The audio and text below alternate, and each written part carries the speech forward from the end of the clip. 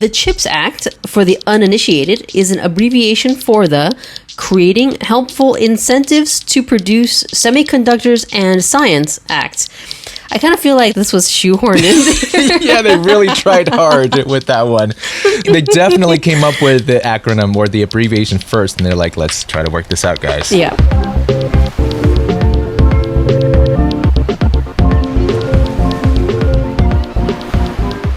Hello and welcome to Getting Pacific, where we're getting specific on trending topics straight from the newsroom at TaiwanPlus. I'm Chou Chou. And I'm Michelle Chiang. And for this episode of Getting Pacific, we're talking about chips. Unfortunately, not potato chips, but semiconductor chips. The United States says it will give $6.6 billion to expand TSMC's footprint in the country. The grants come from Washington's CHIPS Act and will help the Taiwanese semiconductor giant build a new factory and update existing facilities in the U.S. state of Arizona. Commerce Secretary Gina Raimondo says the funds will help the U.S. begin making the most advanced chips for the first time. TSMC says it will boost its investment in U.S. production from $40 billion to $65 billion U.S. dollars. That was a report from the TaiwanPlus newsroom. TSMC, for people who don't know, is Taiwan Semiconductor Manufacturing Company. In May 2020, TSMC shared its plans to invest in building an advanced semiconductor manufacturing fabrication site, or fab, in Phoenix, Arizona. And in December 2022, the company announced its commitment to build a second fab in Phoenix. So earlier this year, the U.S. Department of Commerce announced that they'll be allocating $6.6 billion US dollars for the CHIPS Act to directly fund TSMC's third fab in Phoenix, producing the most advanced leading-edge semiconductors in the U.S., bringing TSMC's total investment in Arizona to over $65 billion US dollars. Now, I don't know about you, Michelle, but I can't imagine how much money that is. I mean, we have had discussions about billionaire, so yes, I have a slight inkling, just based in like that, you know, that grain of rice project of how much 65 billion US dollars might be. But yeah, oh man, I love the name, by the way. The CHIPS Act, for the uninitiated, is an abbreviation for the Creating Helpful Incentives to Produce Semiconductors and Science Act. I kind of feel like this was shoehorned in. Yeah, they really tried hard with that one. They definitely came up with the acronym or the abbreviation first, and they're like, let's try to work this out, guys. Yeah, for Marvel fans out there, it's like Agents of S.H.I.E.L.D. And they tried to create, you know, they came up with S.H.I.E.L.D. first, and then they shoehorned the words in there. Yep. But yes, the CHIPS Act is meant to encourage the return of microchip manufacturing back to the U.S. after several decades of individual companies offshoring the technology. The primary objective is to strengthen the American supply chain for what is a vital component in most consumer electronics, from smartphones to cars to bank ATMs, trains, and medical equipment. The CHIPS Act was signed into law in mid-2022 and authorizes roughly $280 billion US dollars in funding. I think at this point we're just reading numbers. That is an unconceivably large amount of money. But for reference, it's like throwing the entire economy of Portugal in 2023, which has a GDP of 287 billion US dollars, into building this industry. Yeah, that's a whole country and how much it produced going into just one industry in the US. So TSMC is going to be spearheading a significant amount of that effort with 3 Arizona fabs. The first fab is expected to begin mass production in the first half of 2025. However, I'm sure you would have heard some rumors in the news that they've run into a few hiccups. We'll explain why and bring in a guest who actually worked on the fabs in Arizona to give us some anecdotal accounts. But first, let's try to understand just how big TSMC is. Here in Taiwan, we call it 护国神山, which is literally translated into the mountain that guards the nation. It's a term that was originally used to describe the central mountain range that runs vertically down the island. It breaks up typhoons during the tropical storm season. But in recent years, this term has been used to describe TSMC's influence on the Taiwan Stock Exchange. Now, Michelle, you've heard the Magnificent Seven in the U.S., right? Absolutely. They're talked about, you know, in the news when we do the news. For those who don't know, Apple, Nvidia, Microsoft, Google's Alphabet, Amazon, Meta, and Tesla. Yeah, Meta was Facebook, and to this day, I still regret not investing in them when their stocks plummeted back in the middle of COVID-19, and now it's skyrocketed the other direction. I mean, I can't blame you. Mark Zuckerberg and all the other rich people are very weird. So Yeah, I know. But the last few years have seen Meta and Tesla's market cap fallen, and in terms of leading public traded companies in the world, their rankings are being caught up by companies like Saudi Aramco, the majority state-owned petroleum and natural gas company of Saudi Arabia, Meta, and guess what? TSMC is now at number 8, which is actually a lucky number here in Taiwan. So it's a wonder that a company from a small island has become one of the top 10 or even top 8 largest companies globally. Many are still unaware of TSMC's influence worldwide. But that is why China, Japan, Germany, and the US are all vying for TSMC contracts to build foundries in their countries. But don't listen to me. Today's guest is Edward Atkinson, who spent 23 years in Taiwan, mostly in the semiconductor industry. He was approached and hired to help with the TSMC project in Arizona until recently. We first asked him about the significance of Taiwan's semiconductor industry. The semiconductor chip process is vital and very important. Everything has electronics in it. Automotive needs a lot of chips. There's over 80 modules within a car now just to make the car run, right? That requires a lot of automotive chips. So Taiwan is very important to this part. They have the most advanced factories in the world, the most advanced engineers in the world in this process, and cannot be bypassed. Oh, not just TSMC. You have PowerChip, you have UMC, you have Micronics. There's other factories that are manufacturing process chips for the world in Taiwan. And then you have all the probe and testing companies there and the back-end packaging as well. That's why it's vital to the whole world is Taiwan. If you can help the U.S. market, that's fine. They're sorely lacking in engineers and in the experience that Taiwan has. The political things is what's driving all this hurry up and move some factories to the U.S. But the U.S. is the consumer. It's never going to help. To build the factory here doesn't help. They don't have the right skill sets because we gave that up back in the mid 90s when they moved all this production overseas. And it's not just Taiwan. It was Singapore, China, and then Israel. Europe was a big chip manufacturing as well. In France, in Italy, Ireland had chip factories. So Europe kind of went away. Taiwan really took the lead and drove that forward. And, hats off to Taiwan for doing that.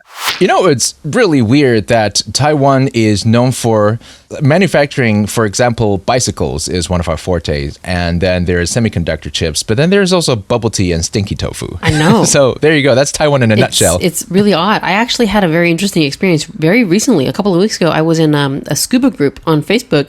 And someone posted a photo of their newly acquired scuba mask. It's that piece that goes over your eyes and nose, made by a company called Cressy, which is Italian. And then it said made in Taiwan. And they're like, did I get duped? Is this fake? Which created such drama within this group because a lot of people, I guess, still assuming that Taiwan is not a first world country and makes fake products and injects them into the world. I mean, right?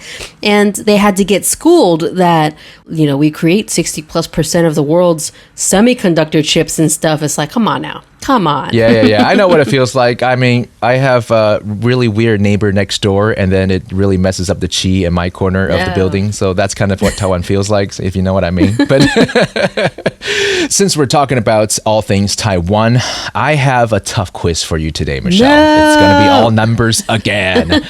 But it will help people understand the scale of the things that we're talking about. And we're going to go back to when we mentioned the Magnificent Seven in the US. Apple, Nvidia, Microsoft, Alphabet, that's Google's parent company, Amazon, Meta, and Tesla, who have such an outsized share of the US stock market index, the S&P 500. So do you want to take a guess how big that share is? The Magnificent Seven together, how big of a piece of a pie of the US stock market? Is it A, 10%, B, 20%, or C, 30%? Well, we know that they're called the Magnificent Seven, so I'm just going to say that they take up the largest percentage of the choices here, so I'm going to say C. You're right. 30%. Yeah, very good. Yes, 30%. Okay, 7 companies, 30%, which is a lot for the US, like how big the US economy and the stock market is.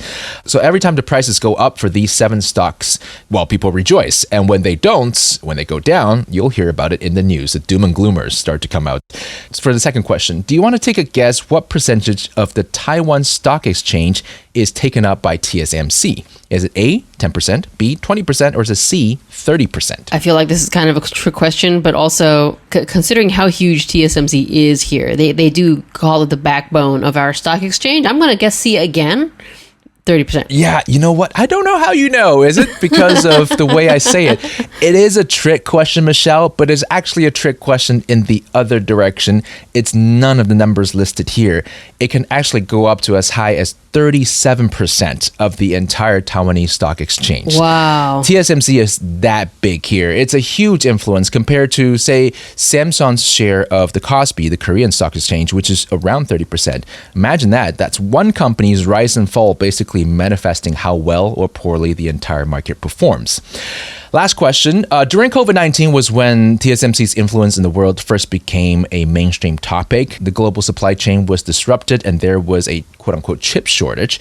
Do you want to take a guess just how much of the world's semiconductor chips come from Taiwan or Taiwan manufacturers? Is it A, 20%, B, 40%, or is it C, 60%? Oh, I mentioned this in my earlier statement. It's like we write a lot of news. We do a lot of news on TSMC because it occupies, as we said, a huge percentage of Taiwan's economy, right? So, yes, I already knew this one. That's C, 60%. Yeah, TSMC dominates 50 to 60% of the global chips market, a figure that skyrockets to over 90% when we're just focusing on consumer electronics like iPhones and AI chips. It's the world's largest foundry, which is the industry term for contract manufacturing of semiconductors. Many semiconductor companies outsource the manufacturing of their chips to TSMC or Taiwan in general. So out of the top 5 semiconductor manufacturers in the world, there are actually 2 from Taiwan. So TSMC is at number 1, taking up about 60% of the global share. Samsung's at number 2, about 11%.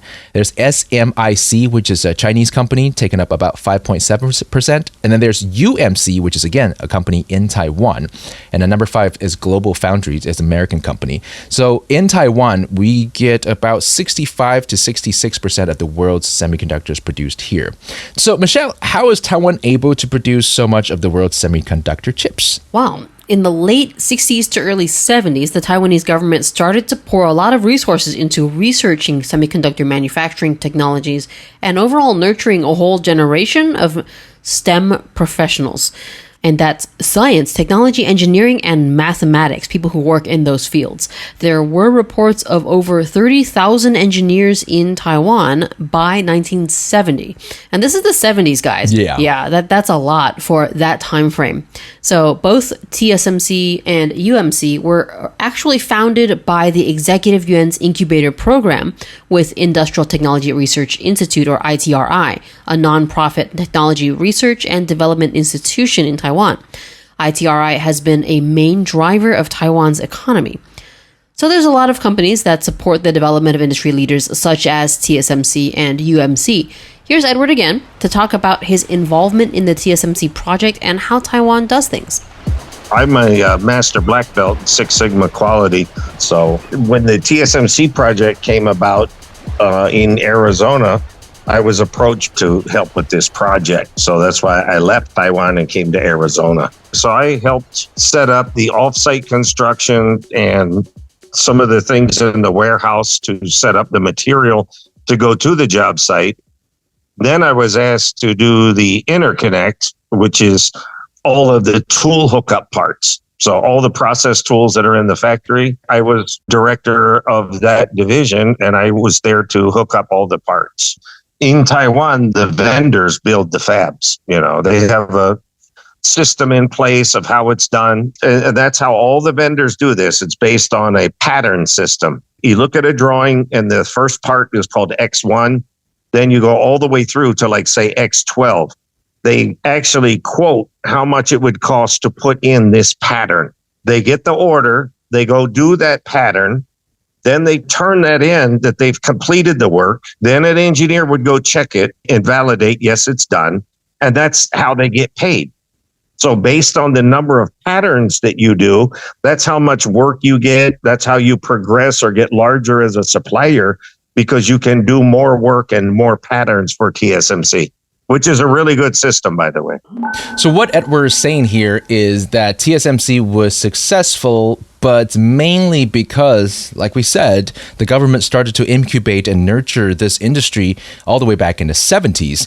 But if you take it out of its environment, then it's hard to replicate the success, as in you don't have the same people who are doing the testing, the probing, the packaging, and definitely not the people who are building the same factories and warehouses that it uses. So you must have heard that there has been quite a few hiccups with the Arizona fabs of TSMC in Phoenix. And most recently, of course, it has to do with the U.S. investigating whether TSMC is working closely with China. But then again, that's always going to be one of their major concerns. But here, Edward's going to take a few moments to explain to us what are some of the challenges that TSMC ran into technically in Arizona. With this TSMC project in Arizona, the entire fab is called P1, but they split it into two sections, P1A, P1B. P1A is the only line that's partially running right now that they're making some process on. P1B tools have not been installed. P2 is being constructed, but it's just the shell right now. There's nothing completed on P2, and it's up for further discussion about the schedule for P2 because it was out of the realm of what TSMC normally does. The biggest problem was the people that have come here from TSMC, they don't build fabs. The TSMC engineers that are here were way too early. They're mainly tool guys, but they had brought people here too early. They were tasked with other things like CCTV cameras and wastewater treatment systems or warehouse. So they were utilizing people that don't really know those tasks to perform or to manage those tasks, and that caused a lot of the problems. They all tried their best, don't get me wrong. They worked as much overtime as possible. They really dedicated to get the job done. It would be the same as Taiwan's work style. It's a TSMC methodology. Some of them would go home and eat, take a shower, and go right back to work. So they were working long hours, trying to accomplish something, trying to show achievements that wasn't, in their realm to do that. Sometimes things would be installed and then taken right back out because something else had to be above it, as an example, right? So the synchronization of the project really failed. Basically, what I want to say, at the end of the day, Jiao Taiwan, just continue. Okay, so again, I'm going to reiterate my point. Taiwanese make really good engineers, probably mainly because our parents did that to us when we were young. We're just used to working under pressure. Like, imagine being shipped to a different country, expected to do things that weren't what you were trained or have been experienced in doing, still getting the same amount of pressure and working the long hours that you're used to and expect to deliver same results. Yeah, talk about culture shock. My dad actually experienced the opposite. He was working in the U.S. He became a working professional and engineer in the U.S. and then they shipped him to Japan and Taiwan to work on the nuclear power plants. And he experienced an absolute opposite, culture shock in the way that very excessive long working hours. And I've heard that that's definitely one of the challenges that's currently happening in Arizona and the United States because Taiwanese people are accustomed to really giving it 120%. And that is something that's fairly unusual for the American workforce, is what I hear. That among other challenges. One of the headlines we hear about coming from Arizona is, TSMC working with unions to try to negotiate work hours, and it's still a working process. But Edward was not saying that things weren't working. He says Taiwan needs to really give it a go. It's just that there is going to be a lot of growing pain, moving to a different country and setting up labs there. So we hope the best for TSMC, but today we covered how big this company is, or how big the semiconductor industry is in Taiwan and around the world. And we would like to give all of our support spiritually for it to succeed in the U.S. as well as I think Germany is the next country asking for Taiwan's fabs, and also other parts of Europe. Yeah, it looks exciting. Yep. Good luck, TSMC, and you definitely represent. And that about wraps up today's episode. Sorry we didn't end up talking about potato chips, but maybe that is topic for another time. Thank you for joining us, and I hope we got Pacific enough for you. I am Joey Chow, and you can find me on Instagram and Facebook at Joey Taipei. If you'd like to give us an idea or share your thoughts, toss us your 2 cents about the show, don't be shy. Feel free to write to Joey at gettingpacific.com. And I'm Michelle Chiang. You can usually find me over on Radio Taiwan International, where I host the show Geek Out and Jukebox Journeys. But if you want to talk to me, you can find me at Phoenix Dice, basically on all social media, because I am the Chief Phoenix Wrangler at phoenixdice.com, where you can get your Dungeons & Dragons dice and other adventuring gear stuff. Yep. And if you want even more news and views from Taiwan and around the world, check out the huge catalog of news and entertainment on our website, TaiwanPlus.com, as well as YouTube, Instagram, or Twitter. Thank you for listening, and we hope you'll join us again on Getting Pacific.